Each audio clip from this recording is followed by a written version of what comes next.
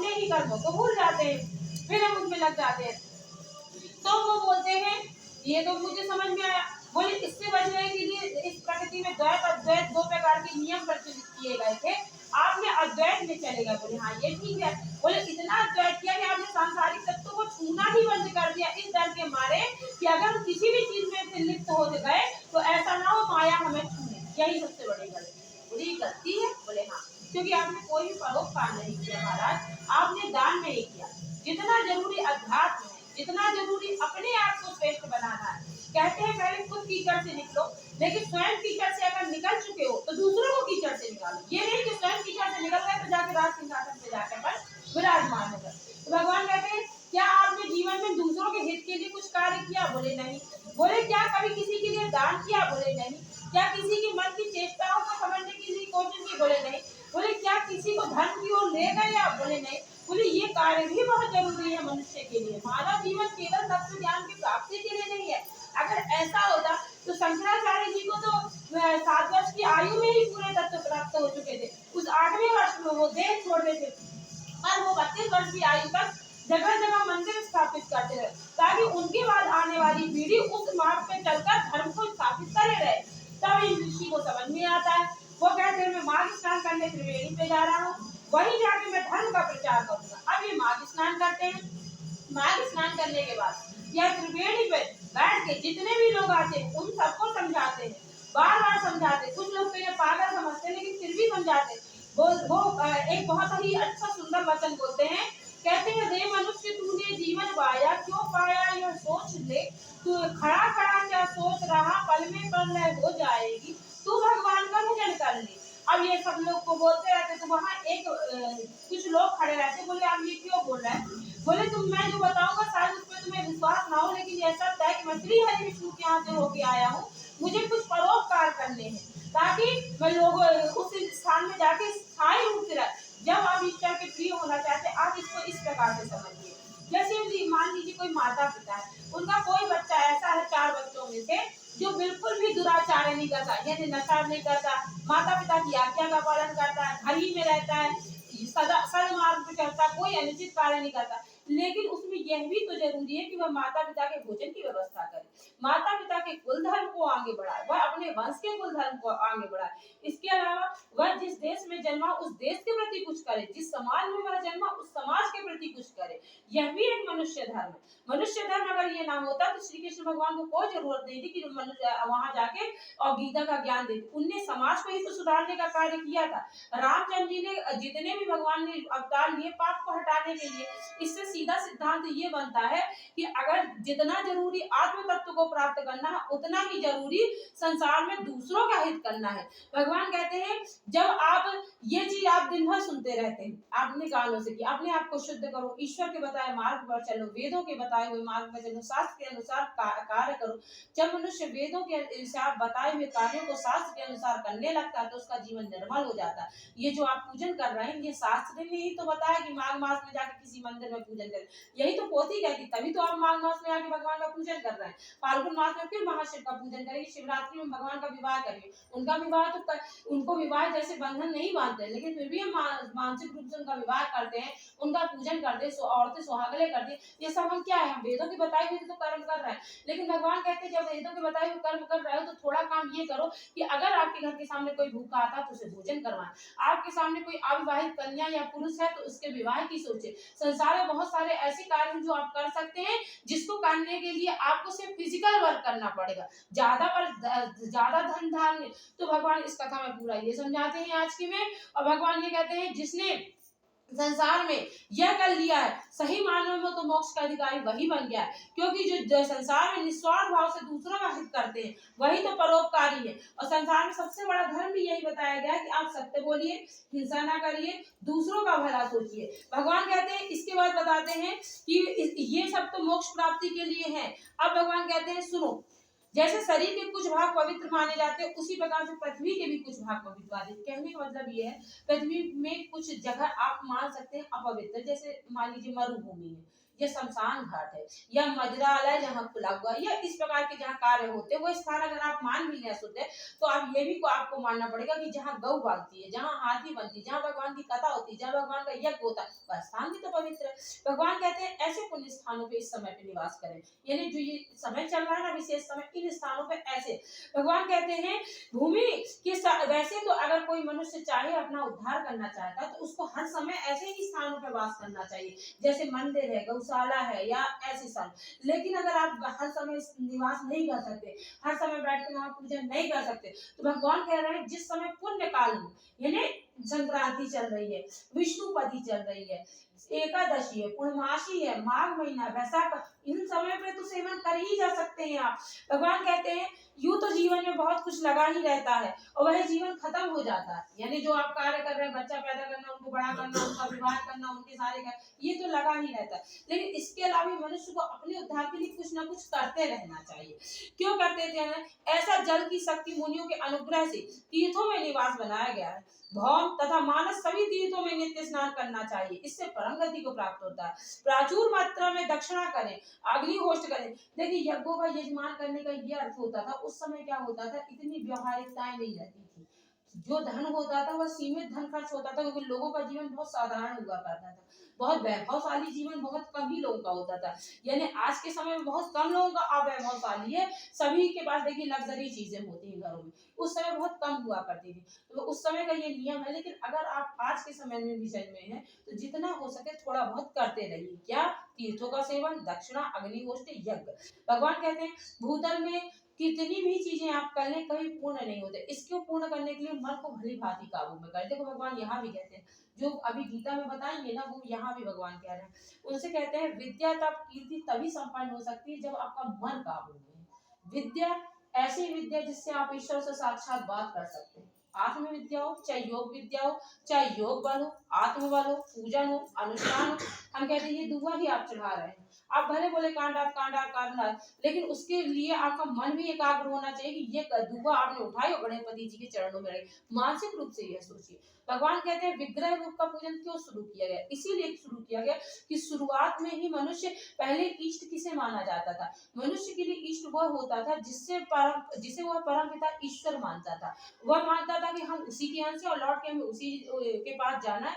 हमें थोड़ी देर के लिए उससे अलग किया गया है ताकि हम सामाजिक और आर्थिक और अपना और संसार का कल्याण कर सके। उस स्थिति के लिए उसने ध्यान, योग, अध्यात्म, वेद ये सारे कार्य बनाना शुरू कर दिए।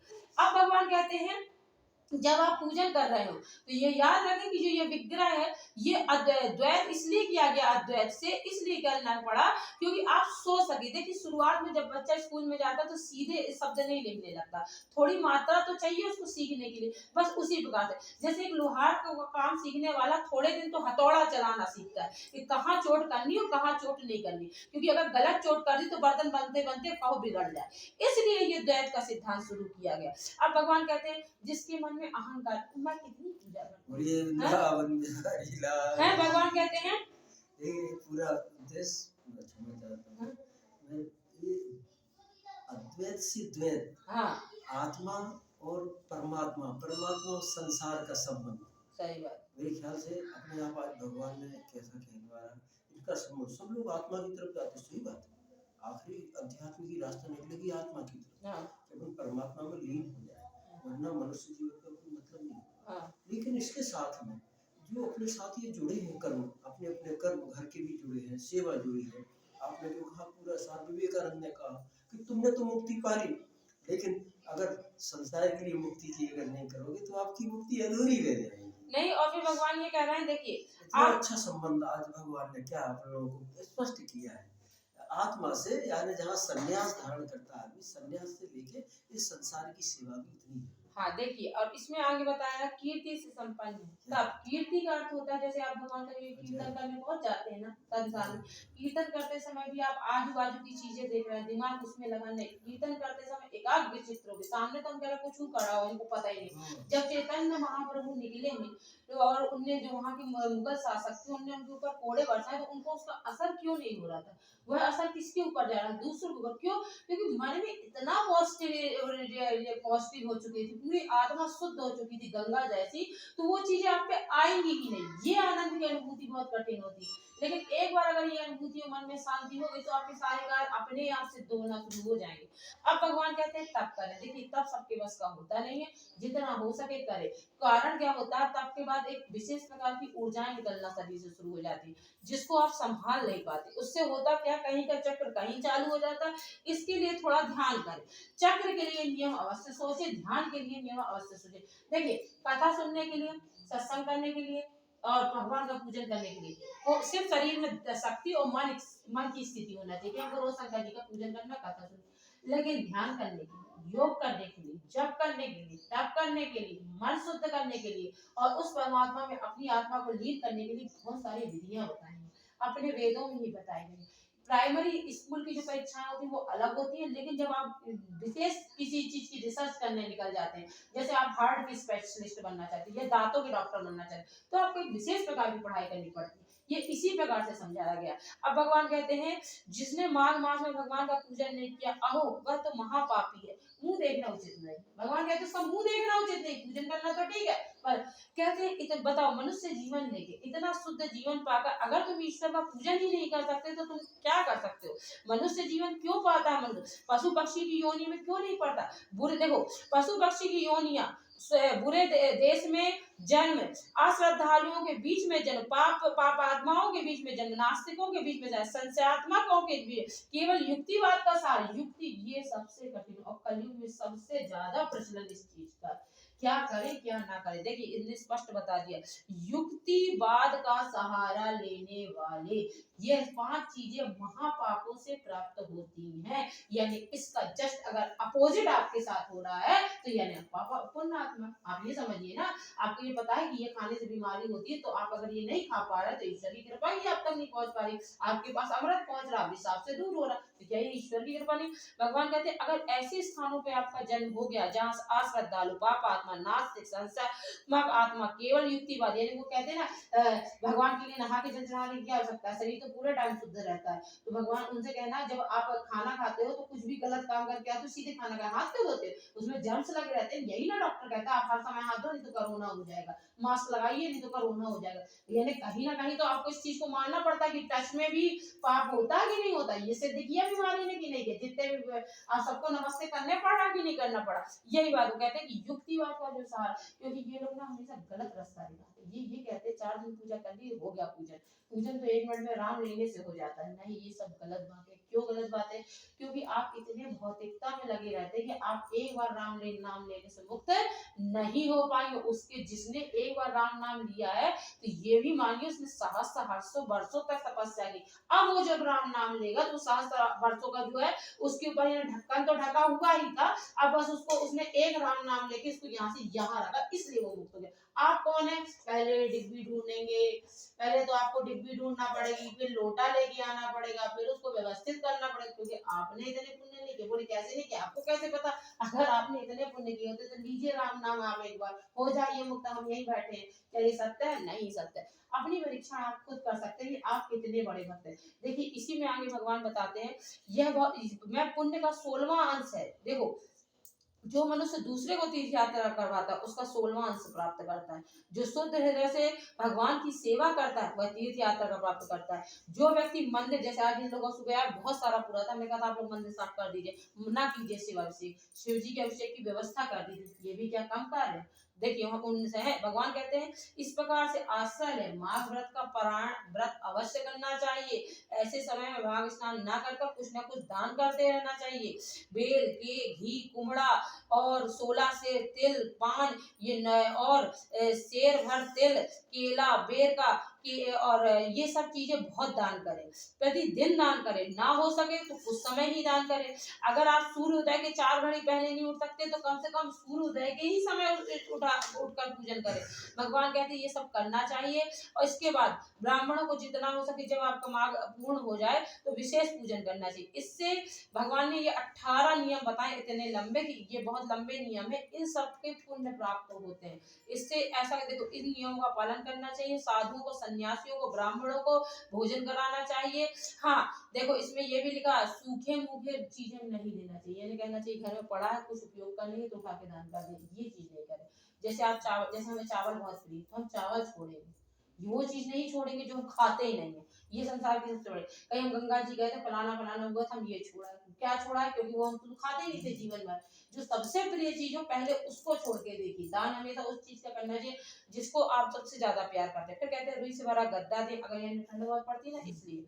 बहुत पान देना चाहिए, कंबल देना चाहिए, मुलायम जूते देना चाहिए, उपटन सामग्री देना चाहिए। ये क्यों देना चाहिए? भगवान कहते हैं कई जगह गरुड़ पुराण में ऐसा लिखा है, जो आप दान करते हैं जब आप मरते हैं तो रास्ते में वो मिलता है। चलो ठीक है, लेकिन सच्चाई क्या है? देखिए, अगर मान लीजिए उस समय बहुत सारे लोग गरीब है या गरीब ब्राह्मण है या गरीब जिसके पास वास्तव में कमजोरी ठंड से बढ़ जाएगा, तो एक तरीके से समाज सेवा के लिए दान बताया जाता है। ये दान इसलिए नहीं बताया जाता है कि दान करने से, देखो ये तो वेद कहता है कि यथा संभव, यथा स्थिति, यथा योग्य, यथा पात्र को दान देने से आपके पुण्य बढ़ते हैं। लेकिन इसका एक रीजन ये भी हमको लगता है, ये हमारा खुद का मानसिक सोच है कि कहीं ना कहीं इससे समाज सेवा हुई होती है। जो लोग घर बार छोड़ के सन्यासी जीवन अपना चुके हैं, उनके पास हो सकता है उतना धन व्यवस्था ना हो कि वो अपने लिए ठंडों में अपने कपड़े खरीदे, भोजन की व्यवस्था करें। तो देखिए ये दो हाथ है, इस हाथ ने संसार को त्याग कर धर्म क्षेत्र अपना लिया, ये हाथ धन कमा रहा। तो ईश्वर कहता है जो हाथ धन कमा रहा वो अगर इसके पास पहुंच जाएगा तो ये प्रणाम की मुद्रा में पहुंच जाएगा। कहने का मतलब ये 3 लोगों ने घर छोड़ दिया, ये सन्यासी हो गए, ना इनके पास कपड़े हैं ना ठंड से बचने के लिए कोई भी सामग्री, अपन अगर माघ मास नहा रहा और अपन संपन्न है, अगर अपन इनकी मदद कर सकते हो तो इस प्रकार से आप समाज में बैलेंस बनाते हैं। लेकिन इसके अनुसार ये है कि इससे आप मुक्त होते हैं। जय जय सीताराम। ये है आज का